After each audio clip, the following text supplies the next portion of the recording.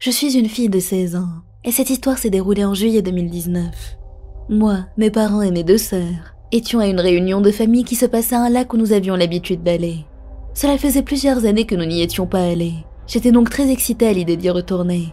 Pour vous donner une idée générale de l'endroit, quand vous vous engagez sur la route menant au lac, vous devez conduire sur un petit chemin très étroit entouré de bois. À un moment donné, vous arrivez à une bifurcation. Le chemin à gauche mène à une zone de pique-nique, et celui à droite mène au lac. Vous vous engagez donc sur le chemin de droite, et après quelques minutes, vous arrivez à une deuxième bifurcation.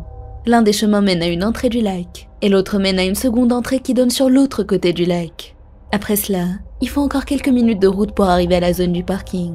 C'est donc assez fastidieux. Nous étions arrivés au lac depuis quelques heures déjà, lorsque j'ai soudainement eu une migraine fulgurante. Ma mère m'a passé les clés de la voiture, pour que je puisse aller m'asseoir à l'intérieur avec la climatisation en marche. Je lui ai donc pris les clés des mains, et j'ai commencé à marcher vers le parking. La zone du parking se trouvait un peu loin du lac, et après quelques minutes de marche, j'ai enfin aperçu notre voiture. Mais il y avait un homme à côté, qui regardait à l'intérieur à travers la vitre.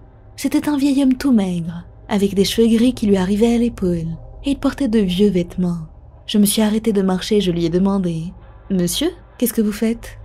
Il s'est lentement tourné vers moi, m'a regardé fixement pendant quelques instants, puis s'est éloigné de la voiture. Je me suis dit que c'était une attitude étrange, mais je l'ai juste ignoré, pensant que c'était probablement un autre visiteur venant pour le lac. Mais j'avais complètement tort. Je suis montée dans la voiture côté conducteur, puis j'ai verrouillé les portières. J'ai mis le contact pour la clim, puis j'ai essayé d'appeler ma mère pour lui parler de l'homme, et lui demander si elle pouvait envoyer quelqu'un pour me tenir compagnie, parce que je ne voulais pas rester seule. Mais malheureusement, il n'y avait aucun réseau dans cette zone. L'appel n'est donc jamais passé. J'ai regardé à ma droite, et j'ai vu que le vieil homme était de retour, et qu'il me regardait à travers la vitre côté passager. Il essayait d'ouvrir la porte. J'ai crié d'horreur, et j'ai désespérément essayé d'appeler mon père, puis ma tante, espérant contre toute attente que l'appel passerait. Mais évidemment, ça n'a pas marché. J'étais en panique totale à ce stade, et j'ai martelé le klaxon dans l'espoir de le faire fuir, ou bien attirer l'attention de quelqu'un dans les parages pour qu'on vienne m'aider. Je klaxonnais follement, mais il n'y avait personne d'autre au niveau du parking. J'étais beaucoup trop loin du lac, donc ma famille ne pouvait pas m'entendre du tout. L'homme s'est arrêté, me regardait fixement, avant d'abandonner l'idée d'ouvrir la portière. Il a reculé d'un pas en me disant quelque chose, mais je ne parvenais pas à entendre ce que c'était. Alors qu'il disparaissait au loin, je suis sortie de la voiture, je l'ai verrouillée, et je suis retournée en courant au niveau du lac. Quand j'y suis enfin arrivée, j'ai brutalement posé les clés de la voiture sur la table, et ma mère m'a demandé ce qui n'allait pas. Je lui ai raconté tout ce qui s'était passé, et alors que je parlais, je voyais la colère la gagner. Elle s'est tournée vers mon père et mes oncles, et leur a dit qu'ils devaient revenir avec nous à la voiture. J'ai commencé à pleurer et à trembler alors que nous nous dirigions vers le parking.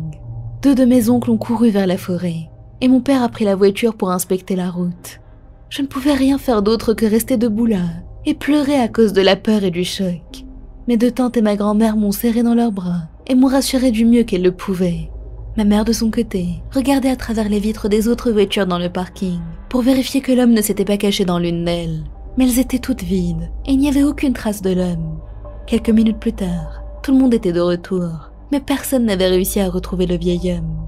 Peu de temps après, nous avons quitté le lac, et sur le chemin du retour, nous avons aperçu un garde forestier. Nous lui avons raconté l'incident. Il a semblé confus. Il nous a dit que nous étions les premiers à quitter la zone depuis le début de la journée, ce qui voulait dire que cet homme était venu des bois bordant le lac. Lorsque j'ai entendu ça, j'ai été terrifiée, mais nous sommes finalement rentrés chez nous sans souci. Je repense toujours à ce qui aurait pu m'arriver si l'homme avait réussi à entrer dans la voiture.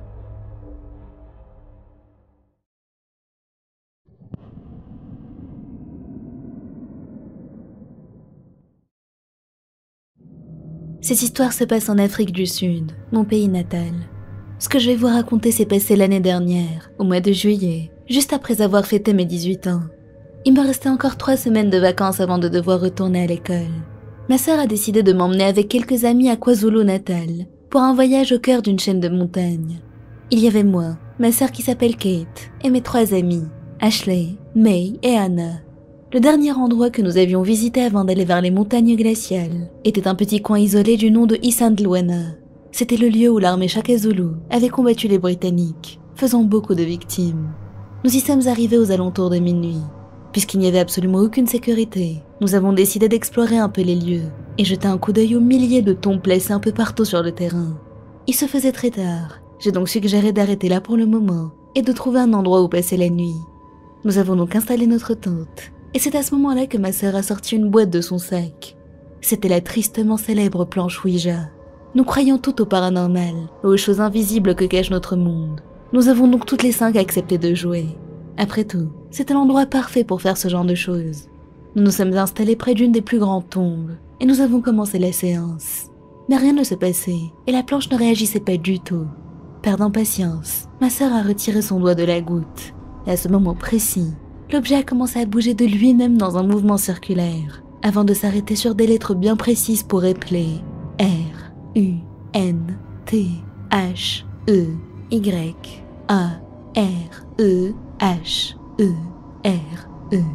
Ce qui voulait dire en français « Courez, ils sont là ». Au début, nous avons tout éclaté de rire. Nous n'avions pas vraiment peur, parce que nous avions bu beaucoup d'alcool avant de commencer la séance. Et nous avons pensé que c'était l'une de nous qui voulait s'amuser à nos dépens. Mais soudainement, Ashley s'est levée, sanglotant de douleur, en nous disant que quelque chose était en train de la poignarder. « À l'aide, aidez-moi !» elle a crié. Nous avons donc immédiatement arrêté de jouer, et nous nous sommes rapprochés d'elle pour l'aider. Quand elle a soulevé son t-shirt, nous avons pu voir une longue et profonde entaille qui allait du niveau de son cœur jusqu'à son estomac. Nous étions toutes sous le choc, et nous avons immédiatement rassemblé nos affaires pour partir, puisque l'hôpital le plus proche était à plus d'1 heure de route. Lorsque nous y sommes enfin arrivés, notre situation n'a fait qu'empirer.